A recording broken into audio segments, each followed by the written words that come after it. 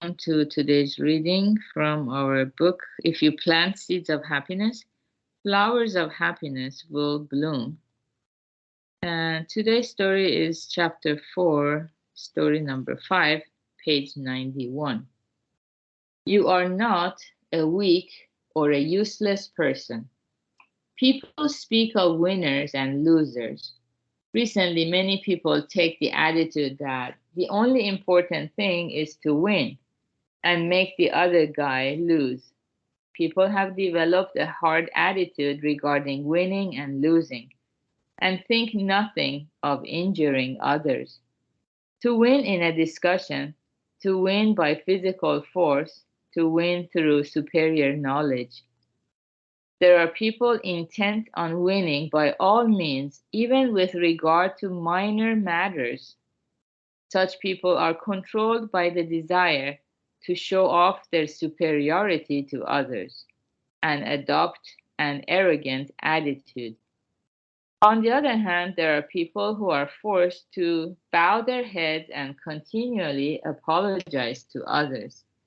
Such people, if they have to give in to others too much, become depressed, seeing themselves as losers or weak and useless persons.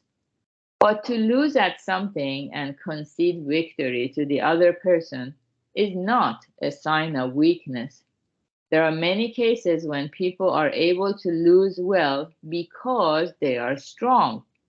A man in his 50s contacted me about a problem.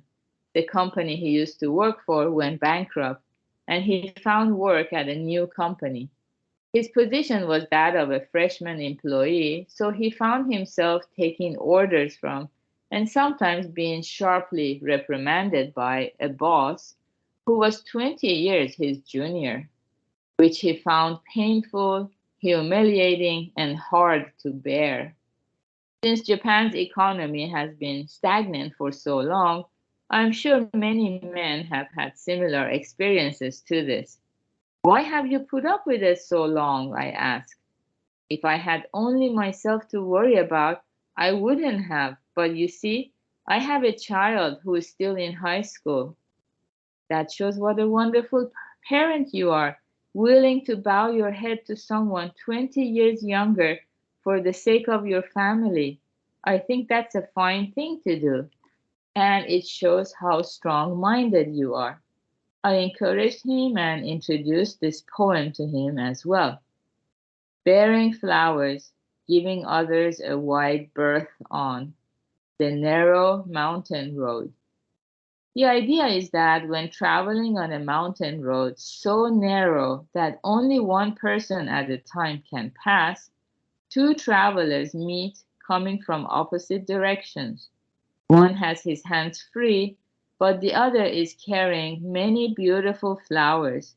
At such a time, the one who is carrying the flowers is happy to let the other person go first. If each of them asserts his right to go first and they collide, the lovely flowers will fall to the ground and be crushed. That's why the one is able to say with a smile, "Please go first," in order to safeguard his flowers. When a difference of opinion leads to a clash or a quarrel threatens, the one who has lovely flowers that he needs to safeguard is the one who can give up stubbornly striving and gracefully give in. The fact that you bow your head to a boss who's much younger than you does not mean that you are weak or inferior to him. You're strong enough to be able to bow your head for the sake of the lovely flowers that are your family. When I told him that, he answered in a tear-choked voice, "It makes me happy to hear you say that." To this man, his family was the beautiful bouquet of flowers. I think we all have precious flowers that we want to preserve. And in order to do that, we often find ourselves in situations that require us to exercise patience and endurance.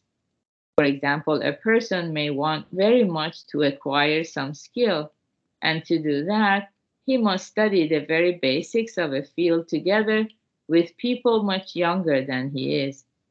Or a daughter in law may have to respond to her mother in law's harsh criticisms with a smiling face. In Buddhism, the word for endurance is ninniku, and Shakyamuni Buddha recommends it as one means of planting good seeds. The person who can bear up under hardship and give in to the other when necessary is a person with a truly strong heart and mind.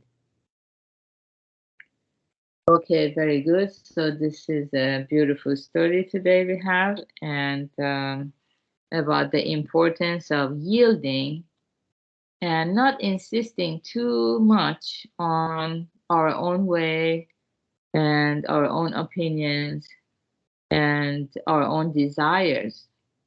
At the end of it all, do these things really matter?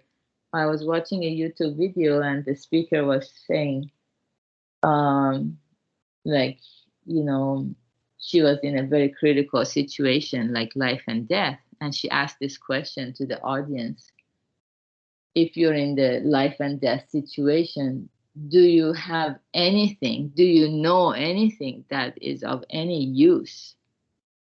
I was like, wow, this is such a profound question to meditate on if we are in such a critical situation. What is of use? So if we realize that it's easier to let go, gracefully giving, and let the other person have it because we don't want our beautiful flowers to get crushed. But of course, if we don't know what those beautiful flowers are, and because we haven't listened to Buddhism long enough, so yeah, we need to listen to the Dharma and deepen our understanding. So I'm so happy for all of us to be here. Good job, everyone, for cherishing this time to meditate together. Today is Friday, so we will have the Purpose and Meaning Lab hosted by Rick, 3 p.m. Pacific time. So yeah, have a beautiful Friday, everyone. Goodbye.